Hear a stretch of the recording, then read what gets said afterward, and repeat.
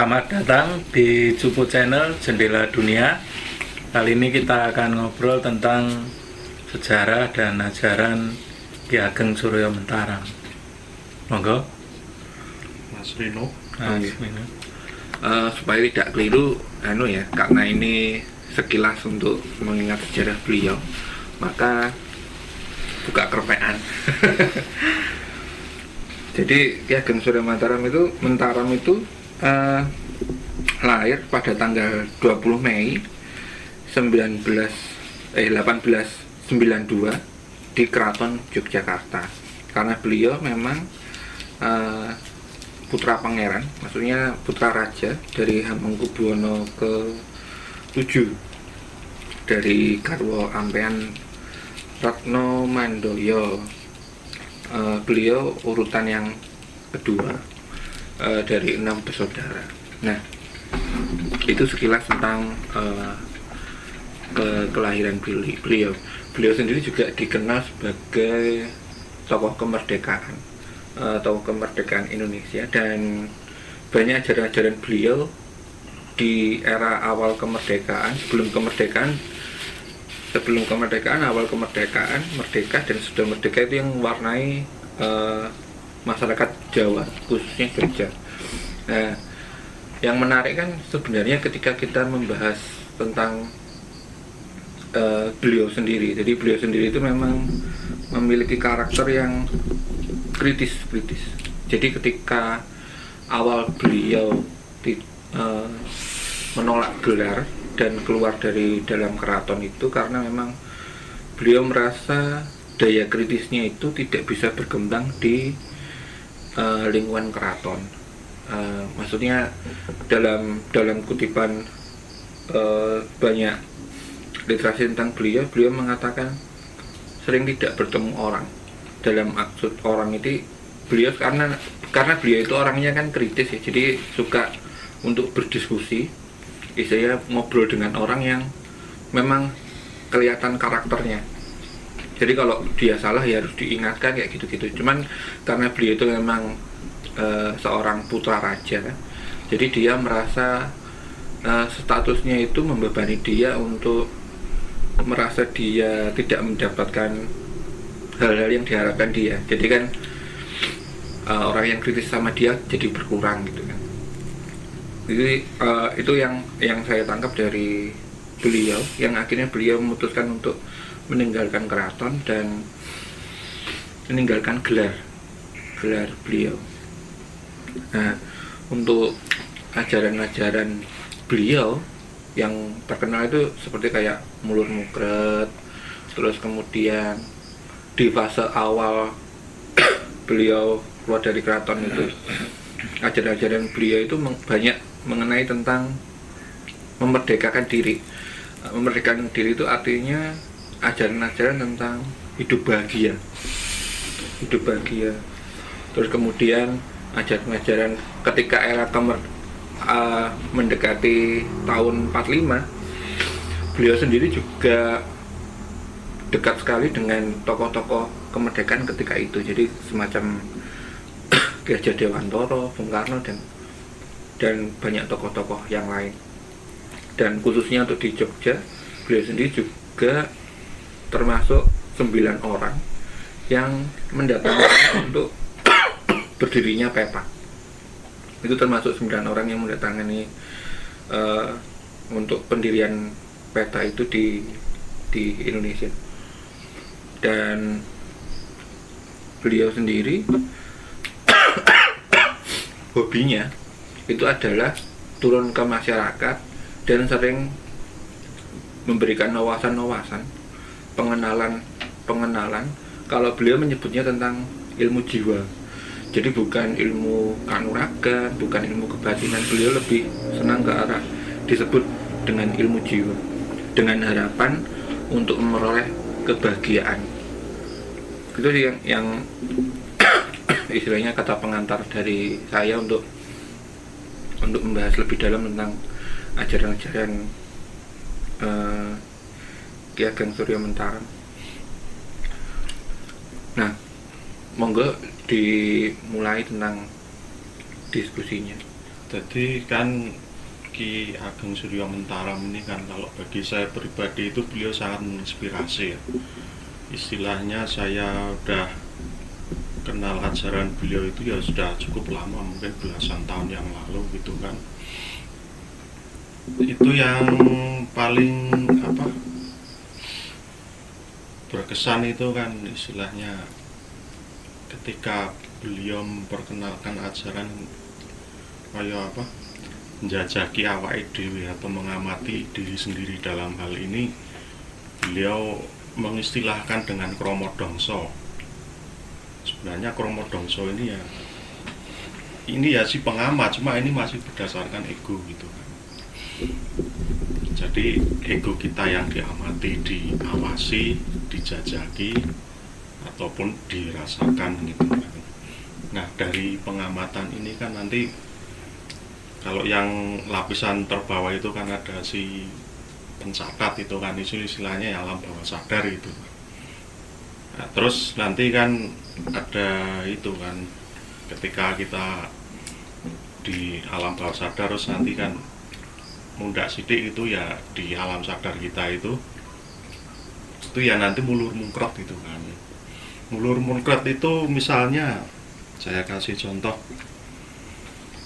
saya ke mall gitu kan, terus lihat HP model baru, saya pingin gitu kan, terus karena pingin nggak bisa beli, susah saya. Begitu berhasil kebeli seneng. Nah, terus sebentar itu senangnya karena lihat HP yang model lebih baru lagi, susah lagi saya, dan begitulah seterusnya. Ya itulah yang dinamakan dengan mulur mungkret gitu kan. Susah senang ya begitulah manusia gitu kan. Susahnya lama, senangnya sebentar gitu kan. Lalu juga salah ajaran beliau itu yang juga terkenal itu kan limoso, sak apike, sak mestine, sak perlune, sak butuhe, terus posisine mbah kalau di bahasa Indonesia kan sebaiknya, sebetulnya, seperlunya, semestinya, terus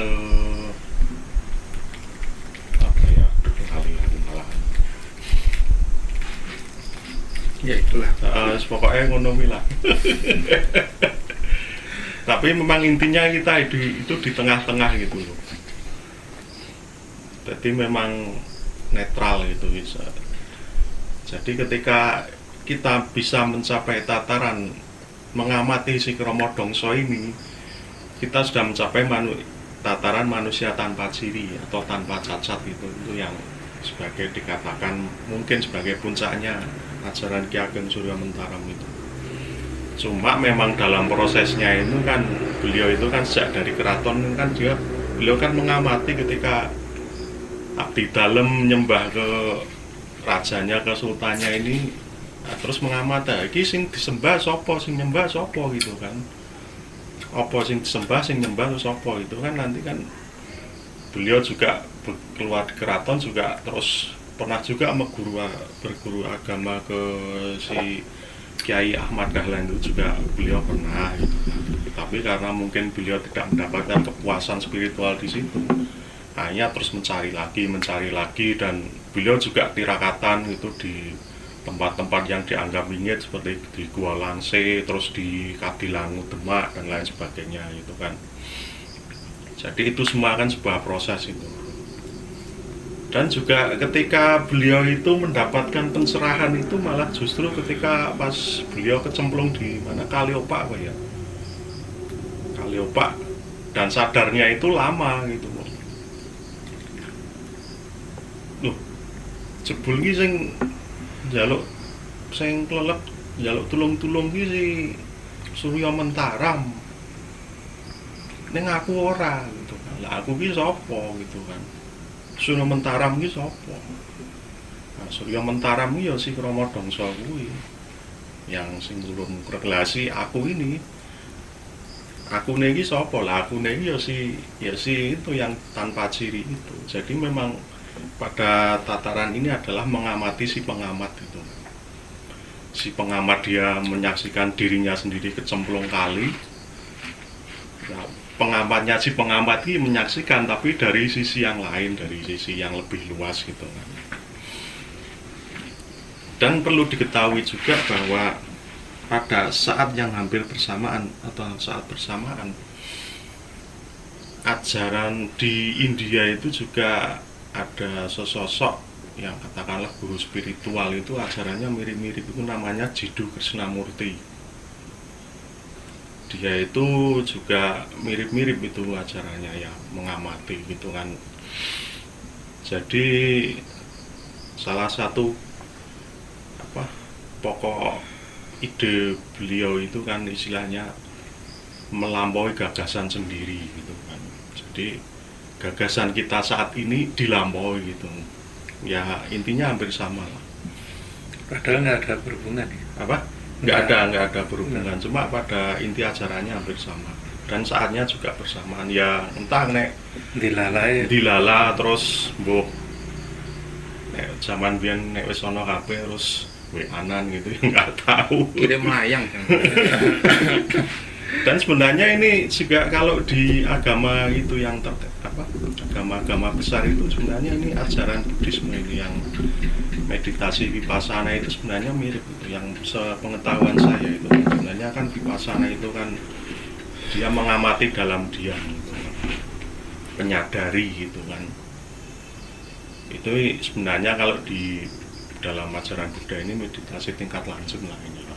Setelah belajar meditasi kayak ya istilahnya terfokus Samantha. Jadi samantha bhavana nanti ada 4 level kira-kira. Terus nanti dilanjut dengan meditasi samantha vipassana, ya itu intinya mengamati si aku dan pikiran itu. Nah ini kan kalau sudah mengamati ini kan tidak harus duduk diam dengan sehari-hari begini kan ya. Ini yang menjadikan kalau kita praktek ini istilahnya menjadi eling lan waspodo gitu kan. Nah itu kira-kira begitu kalau penjelasan saya. Ini mungkin Mbak Sulis mau disambung. Mungkin ada pengalaman-pengalaman saya berhubungan dengan meditasi pengamatan atau ajarannya Surya Mentaram gitu. Ya sebetulnya saya sendiri ya secara pribadi kurang pengetahuan saya terhadap Ki Ageng Surya Mentaram ini, karena ya terus terang ya saya tidak mengikutinya. Tapi dari meditasi mengamati itu sendiri kan sebenarnya kalau secara umum di kejawen itu banyak dilakukan seperti tahap-tahapnya seperti di Romo Semono sendiri, ada juga di aliran-aliran lain yang intinya adalah meditasi ke dalam, artinya menyadari bahwa tubuh ini hanya sebagai tempat katanya yang penuh dengan keinginan, hasrat, merasa capek yang bisa berdosa, itu kan hanya di luar sini. Padahal secara kesadaran spiritual yang tinggi atau kesadaran murni, dimana kalau ditulis dalam tulisan itu urip atau bisa juga dikatakan aku, yaitu besar, ataupun bisa lainnya, itu artinya bahwa menandakan bahwa itu menandakan sang hidup itu sendiri terhadap manusia. Itu banyak dilakukan oleh praktisi-praktisi kejawen zaman dulu. Kesamanya hanya saja bedanya Ki Ageng Surya Mentaram ini kalau terdidik, dia menulis secara terkonsep, artinya bisa menerangkan, bisa kesadaran spiritual seperti itu menjadi bisa lebih diterima bagi masyarakat.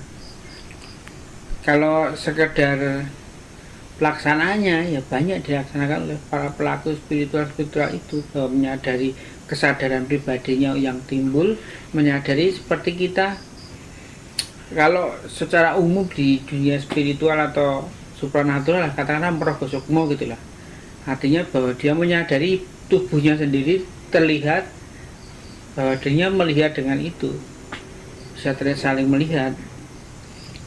Nah, pada itu nggak disadari, maksudnya kesadaran tingkat tinggi atau kesadaran yang murni, kesadaran sejati itu timbulnya di situ memang.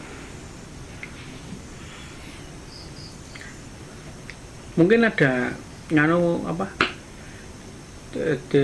tipe-tipe lain yang Mas Agung bisa. Nah, Ya kalau menurut saya itu kan ya bahasa Jawa ini kan mawas diri itu kan melihat ke diri sendiri. Cuman kan kalau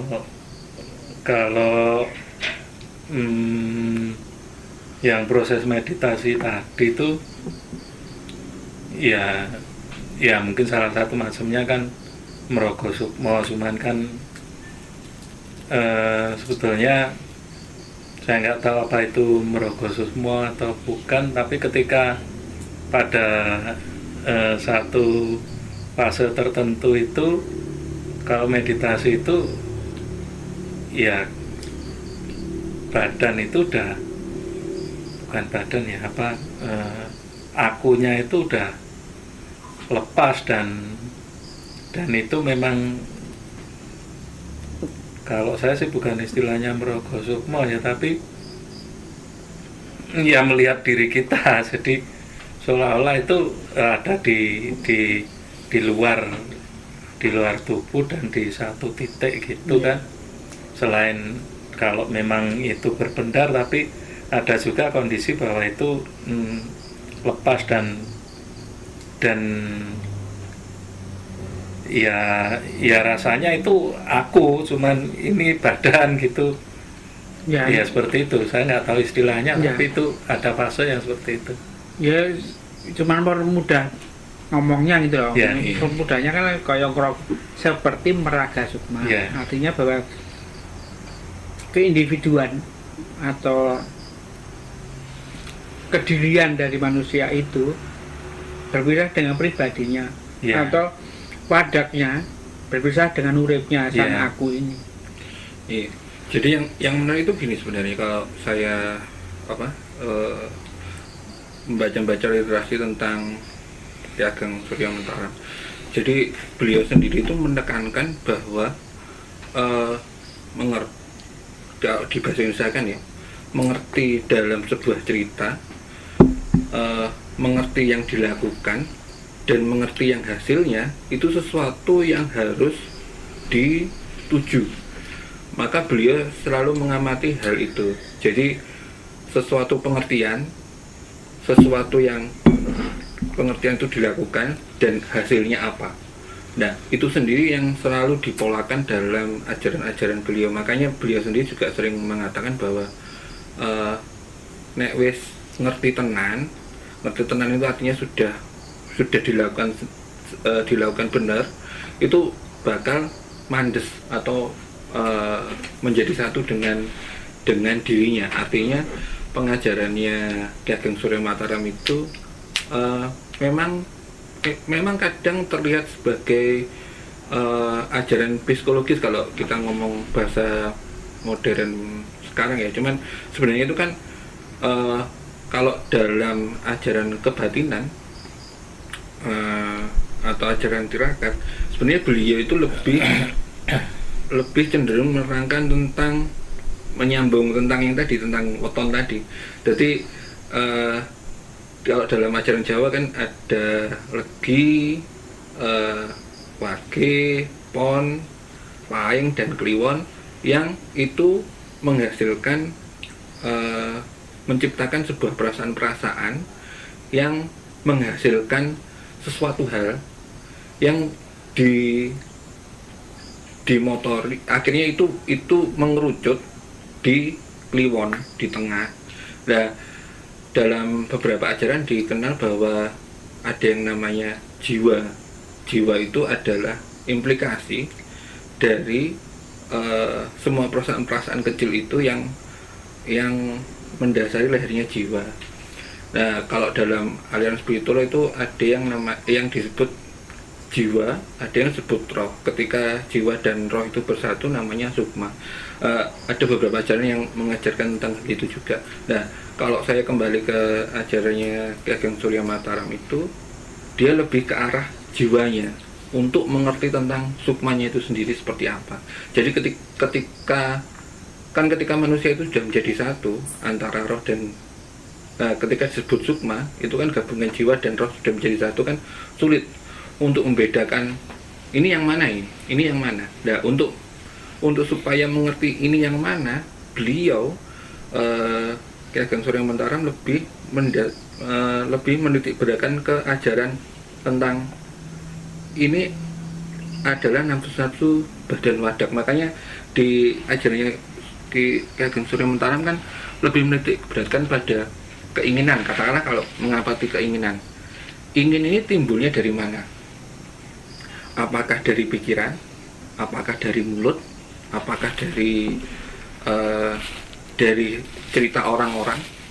Sebab kalau kita mengacu pada season yang lalu, itu kan disebutkan bahwa jalannya, liwatnya si nafsu itu kan ada yang lewat telinga, ada yang lewat mata, lewat hidung, dan lewat mulut. Nah, itu sendiri lewat yang mana? Dalam ajarannya Ki Ageng Surya Mataram itu sering mengamati hal itu.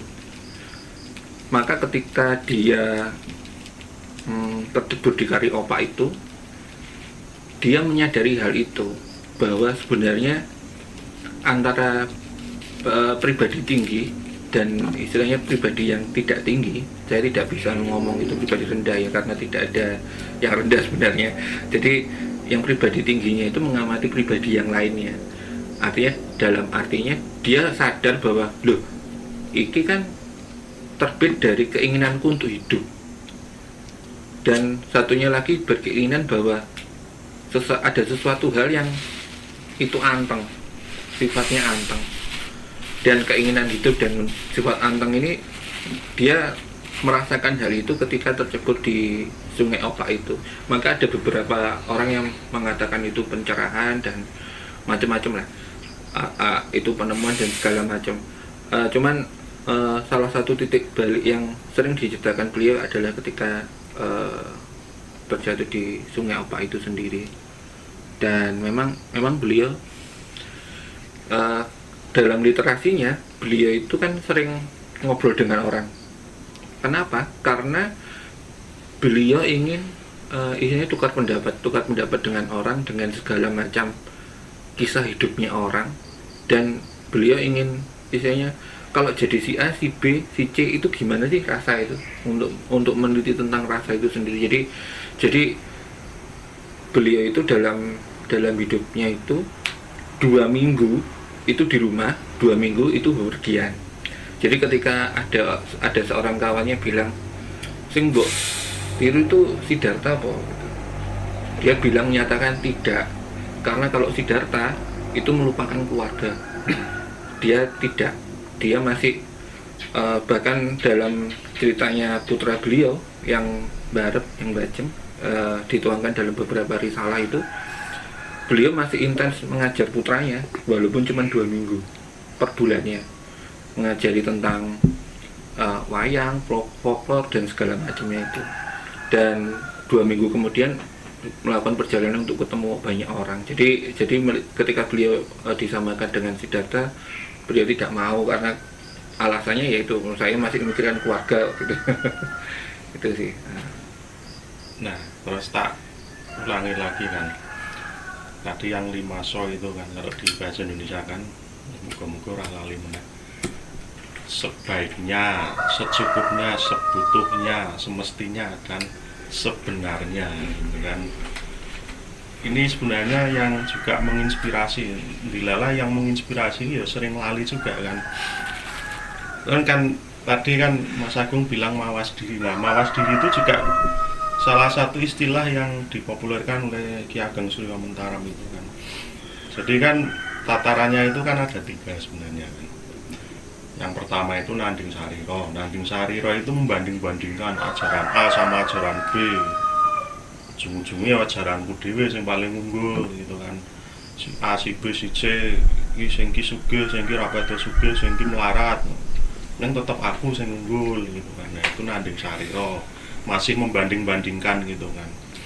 Nah, terus yang kedua yang selanjutnya itu Tepo Saliro gitu kan.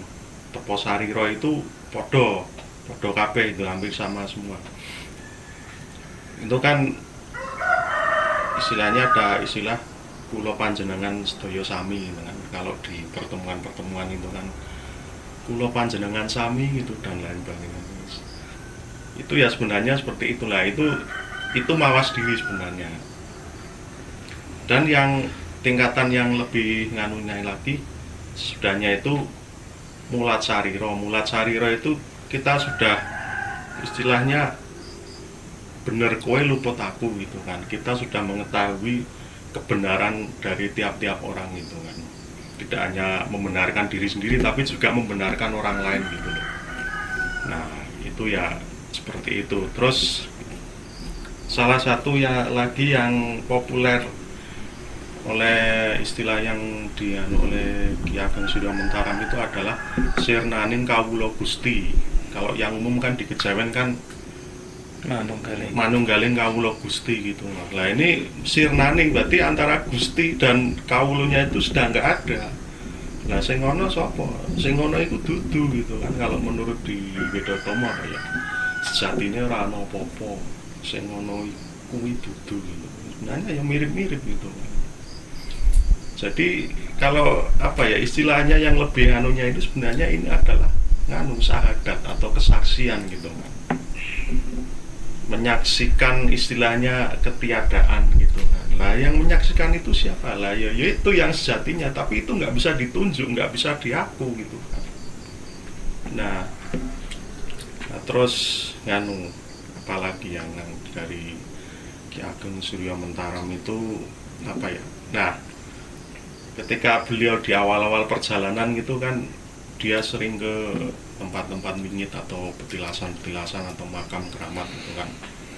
Ketika beliau sudah mendapatkan pencerahan, katakanlah begitu, beliau tetap nawak tilas, tapi dengan suasana batin yang beda.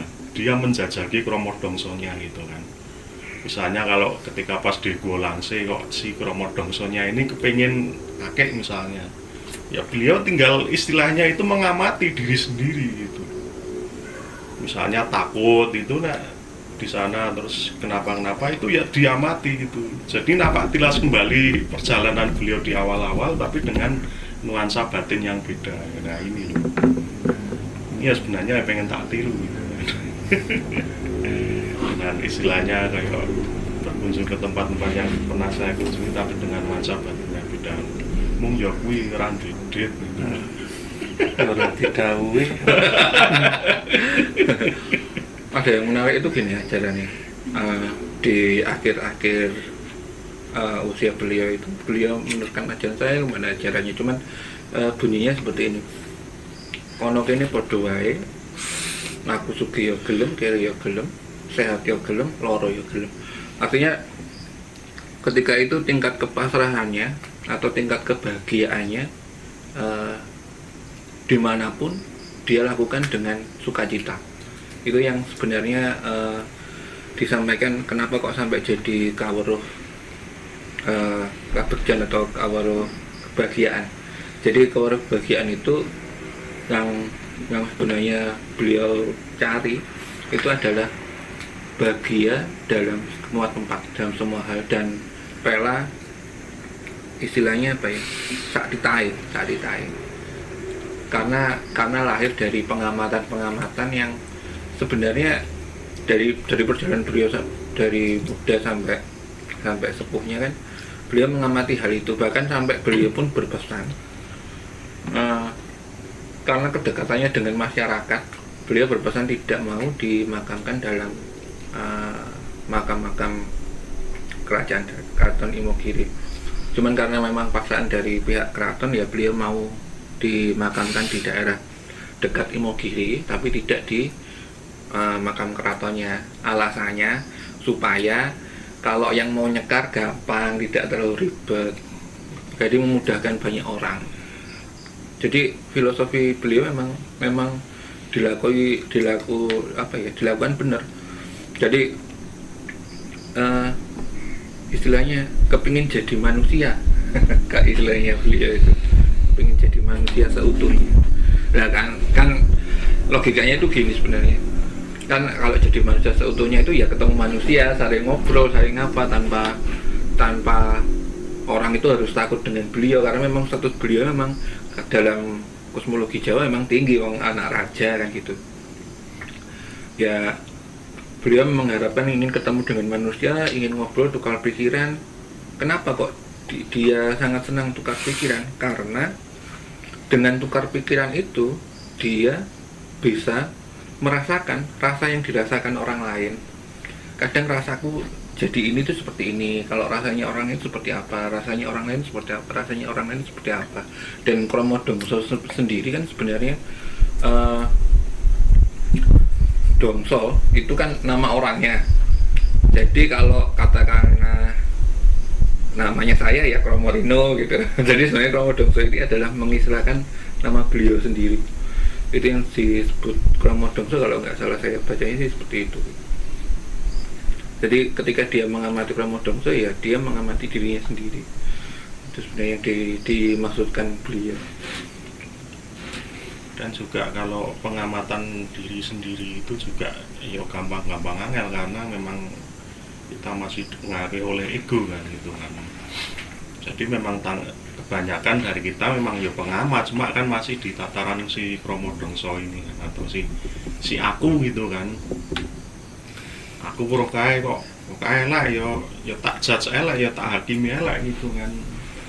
Kayak api ya tak hakimi api gitu kan. Dan ujung-ujungnya nanti memang membandingkannya dengan diri sendiri, wah aku apik dhewe gitu kan. Jadi memang ini apa, kita memang kalau yang pengamatan seperti ini tidak bisa berhenti pada satu titik ini terus wes gitu, enggak. Nah, pengamatan ini ya terus menerus itu kan, mau sampai kapan gitu kan. Nah, dilalai pas iso diamati ya diamati, kalau enggak ya pas lali ya mbuh nek kuwi. Itu kalau yang prakteknya nek di saya itu jadi lebih istilahnya lebih rileks gitu kan. Yang menarik itu gini loh, terobosannya Ki Ageng Surya Mentaram ini jadi ketika di era-era itu kan banyak yang melakukan meditasi ke dalam, jadi meneng terus kemudian mengamati diri sendiri dan segala macamnya. Kalau yang dilakukan Ki Ageng Surya Mataram ini dia lebih expand karena memang beliau memang orang cerdik pandai dari sejarahnya juga dan keturunannya juga. Jadi beliau mengamati hal itu dengan cara ngobrol dengan orang. Dengan ngobrol dengan orang itu, dari cara dia ngobrol dengan orang, dia sambil melakukan pengamatan. Jadi kalau yang istilahnya ini terobosan yang dilakukan beliau, bedanya untuk spiritual ya. Kalau yang lain kan diam, melakukan pengamatan ketika diam. Kalau beliau itu melakukan pengamatan dengan cara ngobrol, dan dia bisa lihat egoku gimana sih ini. Egoku gimana sih ketika dikatakan orang begini itu, egoku gimana sih? Ya. Gitu. Jadi biasanya kalau melengkapi itu ini cara yang eksternal. Kalau yang biasanya kalau yang dilakukan di era-era yang sama kayak Romo Sumono itu yang internal. Jadi memang dua hal itu memang ya, kalau di zaman modern kalau bisa ya digabungkan ya. Ben cepet maksudnya. Ya, kalau dilihat seperti itu ya saling melengkapi. Iya, saling. Artinya pengetahuan akan kejiwaan atau pribadinya yang tinggi itu dilakukan dengan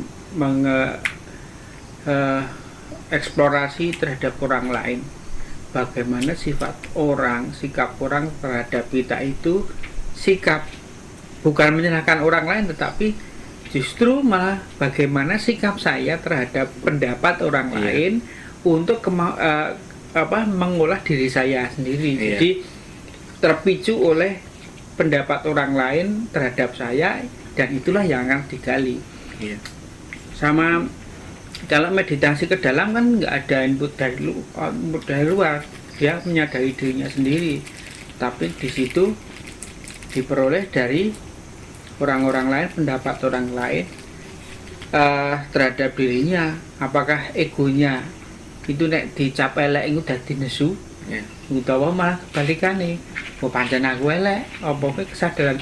Itulah kesadaran tinggi yang bisa diperoleh dari dua sisi, artinya dari luar dan dari dalam. Diam itu juga, dari dalam itu juga bisa diperoleh dari kesadaran pribadinya.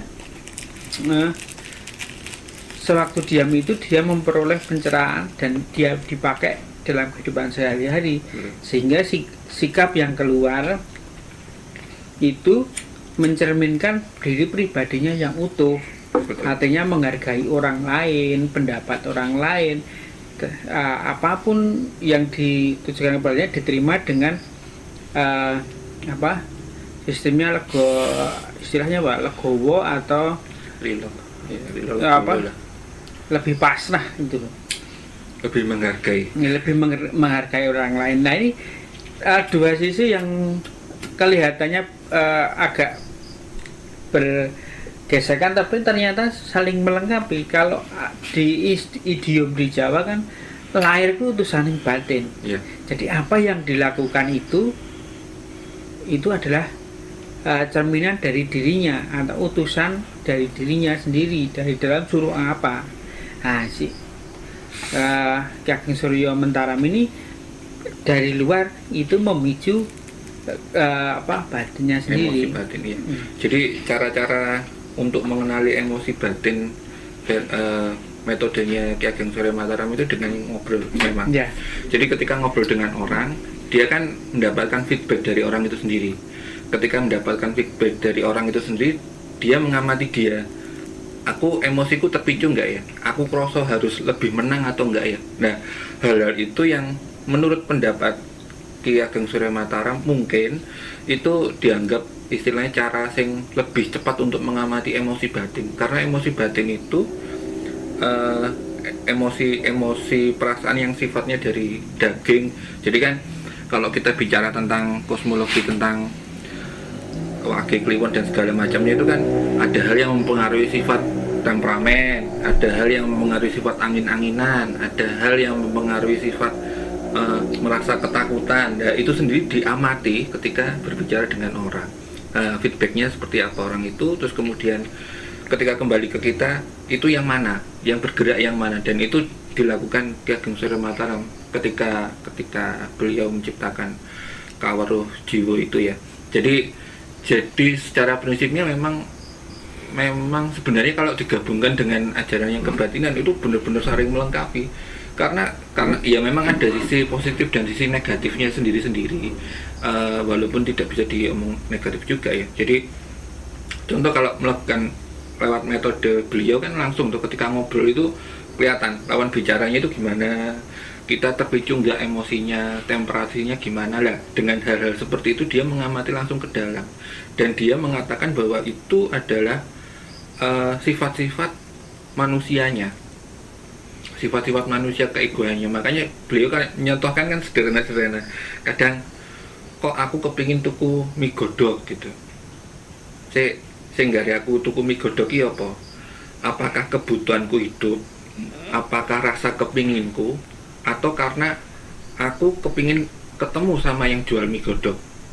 Hal-hal itu yang melandasi ketika dia ingin beli mie godok. Ketika sudah beli mie godok, oh akhirnya dia ketemu, ternyata ketika saya cuman kebutuhan lidahku. Nah, kebutuhan lidahku, bukan kebutuhan perutku, bukan kebutuhan ketemu. Itu berarti aku mengonsumsi mie godok ini karena dari sifat yang ini, dari anasir yang ini. Itu yang dikembangkan di ajaran beliau sebenarnya. Ya, jadi di Jawa itu yang umum kan kalau istilahnya meditasi ke dalam itu kan dia masuk ke dalam diri, terus mengamati rasanya sendiri yang di dalam. Itu juga ada juga yang mengamati nafas keluar masuknya nafas itu di hidung itu kalau istilah yang populer itu apa, meditasi anapanasati itu kan. Itu mengamati nafas. Nah, memang seperti yang Mas Rino bilang tadi, Ki Ageng Suryo Mentaram ini dia juga istilahnya mengamati ketika interaksi keluar gitu kan, ketika mendapatkan feedback itu dari luar, dan juga ketika beliau itu ngomong. Ketika beliau ngomong, egonya kan diamati, aku ki rumangsa ya Allah. Enggak, itu kan dia kan diamati gitu, pas ngomong itu berapi-api. Isi noto dongso ki sombong ora gitu kan, itu kan diamati juga. Di samping juga feedback dari luar gitu kan, terus ekspresinya dari luar itu kan ada yang gumun, ada yang cuek dan lain sebagainya, itu juga beliau juga mengamati. Tapi ini sebenarnya kan kalau yang saya tangkap ini, Suryo Mentaram ini sebenarnya memang beliau mengamati diri sendiri, cuma lantarannya dengan berinteraksi dengan di luar gitu. Nah, seperti itulah. Jadi kalau prakteknya ya, kalau kita bikin konten gini, ngobrol-ngobrol ini ya sebenarnya bisa dipraktekkan gitu kan. Iya. Aku pas ngamati iki kepiye gitu kan, dirasakan, disadari gitu kan, secara apa adanya, tanpa kita nilai, tanpa kita judge gitu. Iya, kalau menurut saya sih di ajaran Jawa juga sebetulnya memang dua unsur itu ya. Jadi ya kalau tadi Mbak Sulis lahir itu utusan batin, kalau sebetulnya kan itu dua unsur kan. Kalau kita pelajari juga di Wedotomo itu kan untuk mengatur dari dalam sendiri dengan meditasi, dengan itu yang tadi dibilang, sebetulnya itu kan secara emosional itu cara melatih diri itu kan dengan meditasi. Kalau di Wedotomo kan disebut sembah yang 4 yang kita bahas yang lalu, itu kan salah satunya. Yang kedua kan selain itu di Jawa kan bukan hanya soal meditasi, tirakat dan sebagainya, tetapi ada yang namanya wewarah. Nah, ini yang dipraktekkan Ki Ageng Suryo Mentaram itu yang ke arah wewarah, ke arah filosofinya, sehingga itu untuk melengkapi. Karena kalau meditasi itu kan ke batin, kalau wewarah ini ke pikir. Jadi membangun pikir yang akhirnya nanti kan ke jiwa juga. Jadi membangun mindset supaya mengenal lebih dalam tentang diri sendiri tadi. Jadi ya tadi kalau disebut pertama adalah apa tadi kromo bongso ya, kromo dongso. Habis itu kan tepo seliro. Ya. Bukan itu. Saya nganu yang nganu kan tamane Nanding Sariro. Ya, Nanding Sariro kan. Habis itu kan tepo seliro itu. Tepo seliro itu kan kalau yang umum kita itu ya nek ngerasake dijiwit lara wae aja jiwit wong. Iya, betul. Kan gitu. Nah, setelah kita mempunyai tepo seliro itu kan mulat sariro. Mulat sariro itu kan menjaga sebetulnya kan, menjaga diri kita itu supaya tidak melakukan hal-hal yang yang tidak sesuai. Dan jadi sebetulnya ya itu curiga mancing warongko itu tadi, satunya curiganya, satunya akan jadi warongko. Nah itu pun kalau saya bicara tentang bela diri itu, kalau yang itu unsurnya tradisional itu pasti akan dilengkapi seperti itu. Jadi bukan cuma diajari jago gelut, jago berantem, bisa ngalahkan orang, tetapi pasti akan dilengkapi dengan filsafat filosofinya bahwa bagaimana, kapan atau apa sebenarnya yang kamu pelajari itu untuk apa, kan itu. Jadi itu yang akan yang menjadi yang akan meredam kemampuannya tadi, sama seperti yang tadi. Kalau sebetulnya itu sebuah kelengkapan. Satu itu melatih rasa, melatih, yang satunya melatih sebetulnya ke karso, ya, ke pikiran kita, sehingga nanti kan kalau soal keinginan tadi kan bisa jadi bahwa saya melakukan ini, ingin ini, itu sebetulnya itu kehendak yang seperti apa. Apakah itu, kalau kita pikir yang lebih luas, misalnya saya pengen punya ini, pengen dapat ini, itu sebetulnya apakah itu benar-benar kerentek keinginan batin, keinginan, atau hanya obsesi, atau hanya angen-angen, hanya itu yang jadi mengenal. Jadi nanti ketemunya antara tadi yang dipikir di dalam diri dengan yang tadi pengamatan dari luar, itu ketemunya di kerentek, itu nanti akan jadi manunggalnya di situ sebetulnya. Dan juga pada prakteknya dari ajaran Ki Ageng Suryo Mentaram itu kan, kita itu mengamati diri sendiri, kromo dongsonya itu kan, itu secara pasif gitu. Jadi dia tidak aktif intervensi gitu kan, dia cuma diam gitu kan, batinnya gitu mengamati. Iya, itu mawas diri kan. Kan, tapi dia pasif gitu kan, batinnya itu. Terus pokoknya diamati sih gitu. Kalau mengamati ya otomatis pasif. Yo kan, nek aktif kan terus jadi anu kan.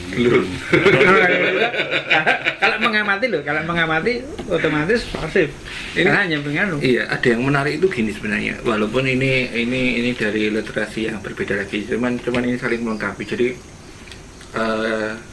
ya berhubung akhir-akhir ini saya lagi seneng-senengnya baca-baca tentang Ki Ageng Suryo Mentaram dan Romo Sumono. Ada hal yang menarik itu gini sebenarnya, yang diomongkan sama Romo Sumono itu, bahwa manusia itu adalah paduan dari yang bentuknya adalah wadak dan bentuknya itu alus. Nah, apa itu wadak? Wadak itu yang menciptakan keinginan, dan biasanya keinginan untuk hidup itu keluarnya dari wadak. Wadak itu terbitnya dari mana? Dari kelima unsur manusia itu. Kalau dalam istilah Islam ya al-amam wa inna dan segala kalimat itu, kalau dalam istilah Jawa ya yang ada di weton itu plus adalah akal budi. Jadi yang bisa merasakan rasa itu yaitu, dan itu yang membentuk jasad. Nah, untuk yang roh sendiri dia sifatnya langgeng dan dia tidak butuh apa-apa. Nah, pertemuan yang sifatnya langgeng dan tidak butuh apa-apa ini bertemu, maka jadinya sukma. Nah, untuk mengenali mana keinginan yang benar dan tidak itu, maka usaha itu bisa dilakukan dengan mengenali yang langgeng atau mengenali yang sifatnya wadak, kebutuhan untuk hidup ini. Karena dengan mengenali salah satu ini akhirnya mengenali yang lainnya, karena itu kan loro-loro ning atunggil. Jadi ketika bisa mengenali kedua hal itu, maka dia bisa mengerti sebenarnya ini kayak apa. Dan ketika kebenaran itu dia ngerti, banyak literasi dalam beberapa versi dan beberapa aliran dalam tanda kutip agama besar yang menciptakan reh mangungkut ini, yang sebenarnya disebut bahwa si wadak ini harusnya keinginannya dikendalikan sama yang rohnya, bukan kebalikannya. Jadi yang kebalikannya itu ketika dia senang jabatan, akhirnya unsur-unsur untuk kemurniannya dia hilang, senang uang hilang, kayak gitu-gitulah istilahnya, keduniawian, keinginan untuk hidupnya. Akhirnya kadang-kadang dalam beberapa literasi dan beberapa penjelasan dari beberapa orang spiritual yang menyebabkan orang itu jadi kesasar hidupnya karena terlalu ngukui atau terlalu ngetutke si keinginan untuk hidup ini sendiri. Nah, keinginan hidup ini sendiri adanya di wadakan itu sendiri gitu. Jadi di Jawa sebenarnya nggak apa-apa asal cari uang tapi bukan menyembah uang gitu. Bukan terus kemudian nggak boleh cari uang ya. Ayo piye, makan ya nggak apa-apa tapi bukan untuk makan yang berlebih-lebihan, makan untuk secukupnya saja. Uang itu datang sendiri dari motivator. Rasa digoleki. Uang datang sendiri, tapi kan ada usaha, kan nggak ada usaha ya nggak. Iya, sebenarnya gini loh. Ketika bisa mengerti konsep manusia seutuhnya dalam arti kewadakan dan jasad itu, kalau kita bicara sabdo dadi atau sabdo mandi itu masuknya bukan ke wadak, tapi masuknya ke badan halus. Itu masuknya ke sabdo dadi, tapi untuk yang motivasi dan keinginan hidup sembarang itu masuknya ke wadah. Itu sih konsep-konsep Jawa yang sebenarnya banyak timbul di aliran antara tahun 19-an ini. Banyak tokoh-tokoh luar biasa yang terlahir di tahun itu dan menelurkan ajaran-ajaran yang luar biasa sebenarnya sampai Indonesia merdeka. Ya, kalau dicari kesamaan atau kemiripan dari pada tahun itu memang banyak ya, seperti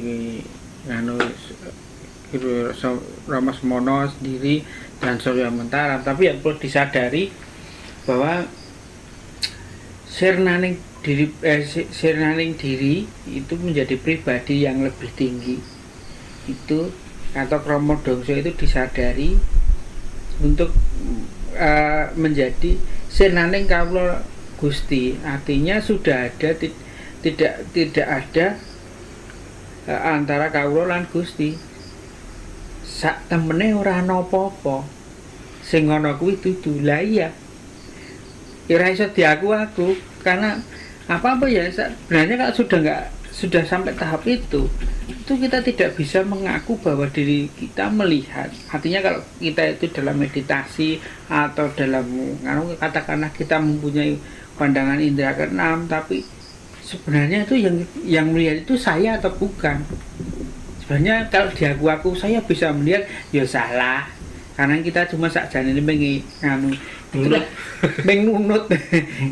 Jadi itulah yang disadari bahwa semua yang dituju walaupun dari bahasa dari tempuh jalan yang berbeda akhirnya memuncak ke situ dan kesadaran pada diri pribadi tinggi, kesadaran tinggi ya di pribadi bahwa menyadari kalau manusia itu dengan hawa nafsunya itu memang berbeda dengan diri pribadi tinggi itu yang tidak kelepetan dosa kalau dalam istilah umumnya itu. Jadi kalau di Jawa tidak ada besok kematian itu menjadi surga neraka, itu kalau di Jawa loh ya. Nah, artinya bahwa yang jiwa atau sukma itu atau roh yang dari Tuhan itu kalau sudah meninggal nanti akan kembali kepadanya tanpa embel-embel adanya harus ke mati api penyucian atau kemana, itu tidak ada. Artinya tidak ditekankan di situ, tetapi yang ditekankan adalah kesadaran, penyadaran diri sendiri, kewadakan itu menjadi di bawah pribadi tingginya itu.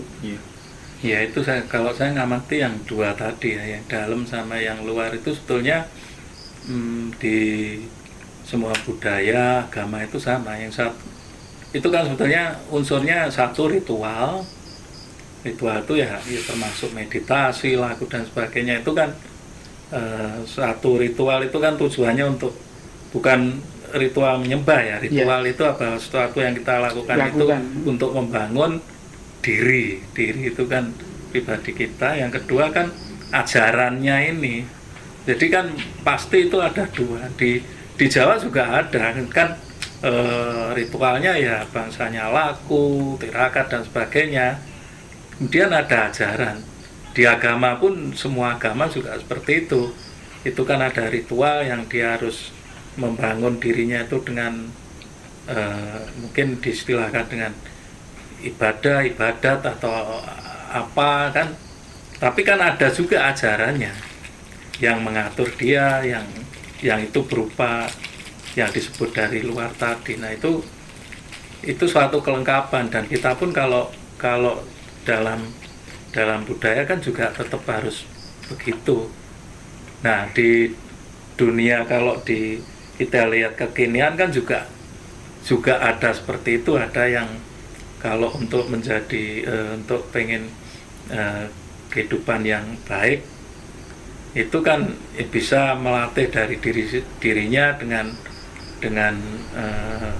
ya kalau istilah sekarang kan meditasi atau apa. Tapi ada juga dengan motivasi, dengan baca, dengan mempelajari motivasi kehidupan tentang psikologi dan sebagainya. Itu juga bisa membangun orang itu untuk menjadi lebih baik kan, seperti itu. Jadi nah itu akan lebih lengkap kalau orang itu mempelajari dua-duanya, sehingga dari dalam juga terbangun secara mindset, secara pola pikirnya itu juga akan terbangun. Yang menarik itu gini sih, memang pendidikan Indonesia itu kan, kalau disebut pendidikan Indonesia itu kan Ki Hajar Dewantara. Nah, Ki Hajar Dewantara sendiri juga dilahirkan di era-era dekat dengan Ki Ageng Surya Mentara. Jadi ya memang beliau berdua ini adalah teman lah. Yang menarik itu adalah filosofi dari pendidikan Indonesia yang dijadikan slogan. Walaupun slogan itu sendiri sudah banyak yang tidak mengerti maknanya ya. Jadi kayak Tutpuri Handayani itu kan slogan pendidikan Indonesia. Jadi sebenarnya pendidikan Indonesia itu adalah Tutpuri Handayani. Jadi kalau orang sudah mempunyai pengetahuannya itu tidak untuk diagul-agulkan di depan, tapi pengetahuan itu adalah untuk mendorong supaya orang ini lebih mengerti tentang kehidupan, bukan berdasarkan ilmunya terus akhirnya nyalahkan orang, itu enggak. Makanya filosofinya dipakai itu adalah Tutpuri Handayani, bukan di depan tapi di belakang. Dia sifatnya adalah mendorong. Jadi memang karena slogan itu kan sebenarnya pendidikan di Indonesia itu adalah untuk menguati, mendorong, bukan untuk diagul-agulkan terus adu kepinteran. Akhirnya nek ra pinter dianggap kalah ya, bukan seperti itu. Cuman kan dewasa ini akhirnya berubah, itu tuh ya darinya ini gimana ini pendidikan Indonesia ini. Jadi cerdas cermat itu kan, pinter ya. Mungkin lo ditulis sih. Ini nganu gitu, monggo dikirain endorse. Jadi itu sebenarnya yang jadi menarik ketika kita bicara tentang Tutpuri Handayani, yang akhirnya disematkan sama Ki Hajar Dewantara untuk jadi filosofi pendidikan Indonesia. Ya memang ya nggak tahu ya ini semenjak era kapan akhirnya orang-orang ketika dia merasa sekolahnya tinggi, merasa pengetahuannya tinggi, dia merasa lebih menang dari yang lain. Itu nggak ngerti saya, itu terbitnya melanggar filosofinya atau enggak, itu nggak ngerti saya. Padahal di Jawa tinggi itu gatli. Kayak nyakot manuk. Tapi ya sebetulnya kita nggak bisa ngejudge gitu kok. Banyak yang pendidikannya tinggi itu mereka mau ke pelosok, ke bawah untuk Tutpuri Handayani. Masyarakatnya itu sebenarnya Tutpuri Handayani itu kan mengempower orang, memberdayakan orang supaya lebih baik. Nah itu sebetulnya banyak, cuman mungkin tidak diekspos gitu. Iya, makanya kan pernah saya ngobrol dengan orang itu, ceritanya gini sama orang, kamu berani mas melakukan ini? Terus saya jawabnya gini sama orang itu, orang berani itu hanya 2 orang, satunya nggak ngerti banget, satunya ngerti banget. Kalau orang setengah ngerti itu mesti maju enggak? Maju enggak, karena dia setengah ngerti. Tapi kalau yang ngerti banget, dia pasti maju karena dia tahu resikonya. Sama orang nggak ngerti banget, ya dia nggak ngerti, itu maju aja. Penting maju. Penting maju. Makanya ketika saya bilang itu, teman saya yang bilang itu ketawa sambil garuk-garuk kepala. Ya wong nekat lah nek iki. Nah, kalau apa? Ketika kita bicara tentang pendidikan Indonesia dan tadi menyinggung tadi, itu kan kebanyakan yang setengah ngerti. Jadi nggak gerak kemana-mana, isinya udah gontok-gontokan. Tapi kalau yang ngerti banget atau yang nggak ngerti sama sekali itu lebih. Jadi kalau yang nggak ngerti banget itu lebih gampang diarahkan. Kalau yang ngerti banget dia ngerti tujuannya kemana. Yang nggak ngerti banget nih nek, karena nek dia kalau nggak bingung ya nekat itu. Nah yang benar maju itu yang nekat itu kan. Terus nekat ini Nek bingung ini setengah ngerti biasanya bro. Iya, Dia cuma kan mikir. begitu dijokke ning ngarep lho, aku kan ngopo ning kene kan. Ya makanya bingung itu sebenarnya terbitnya karena dia sudah ada pengangen-angen. Jadi terbitnya bingung itu setahu saya, sepengamatan saya itu karena sudah terbitnya pengangen-angen. Kira-kira ini kayak begini loh, kira-kira ini kayak begini. Ketika dia ditanya, apakah mesti gitu? Dia juga nggak ngerti. Nggak ngerti, aku udah tahu ngalami ya kayak gitu. Makanya kadang-kadang terbitnya bingung atau keraguan-keraguan di situ. Umumnya yang saya tahu sih gitu sih. Maksudnya di saya, nggak tahu yang lainnya. Nah, jadi kalau kembali lagi ke ajarannya Ki Ageng Suryo Mentaram itu kan sebenarnya itu sangat sederhana ajarannya, cuma mengamati diri sendiri gitu. Cuma kan kalau dijabarkan apalagi dengan pengalaman masing-masing itu kan bisa panjang gitu kan. Nah kan kalau sebenarnya kan kalau bagi saya itu kesadaran itu kan ada dua itu kan. Yang satu itu istilahnya kalau bahasa Inggrisnya awareness atau bahasa Jawanya itu eling. Dan yang kedua consciousness atau bahasa Jawanya itu urip gitu kan. Nah kalau di Ki Ageng Suryo Mentaram ini kan sampai tataran yang urip ini kan kalau bisa ini kan.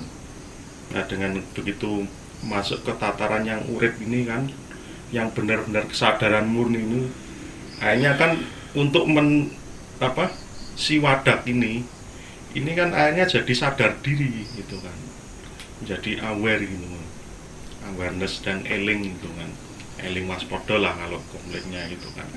Sebenarnya simpel itu ajarannya ya seperti itu gitu kan, cuma prakteknya nggak segampang itu gitu kan. Kalau pemahaman saya sih gini sih, keinginan hidup itu terbitnya karena dia sadar bahwa dia tidak bisa hidup selamanya, makanya terbit keinginan itu hidup. Tapi hidup sendiri itu adalah sesuatu yang langgeng. Lah manusia itu gabungan antara urip dan kepingin urip. Nah, sifatnya si kepingin urip ini mengusahakan gimana caranya supaya dia bisa hidup langgeng, karena dia tahu sifatnya pingin urip ini karena dia terbuat dari anasir-anasir yang bisa mati. Nah, sedangkan si urip sendiri dia cuek karena dia hidupnya langgeng. Nah, gabungan pingin urip dan urip itu yang akhirnya menjadikan manusia, atau dalam beberapa literasi disebutkan bahwa kepingin urip itu jadi kewadakan dan urip itu jadi ruh, dan ketika bersatu jadinya kesadaran sukma. Itu ada yang literasi mengatakan demikian. Gitu sih, maksudnya itu pemahaman dari beberapa bacaan saya sih. Nah, urip bebat uang. Urip koncone selamat. Koncone budi. Baik, begitu obrolan kita tentang Ki Ageng Suryo Mentaram. Kita akan berjumpa di episode-episode berikutnya dengan obrolan-obrolan yang menarik yang lainnya. Sampai jumpa.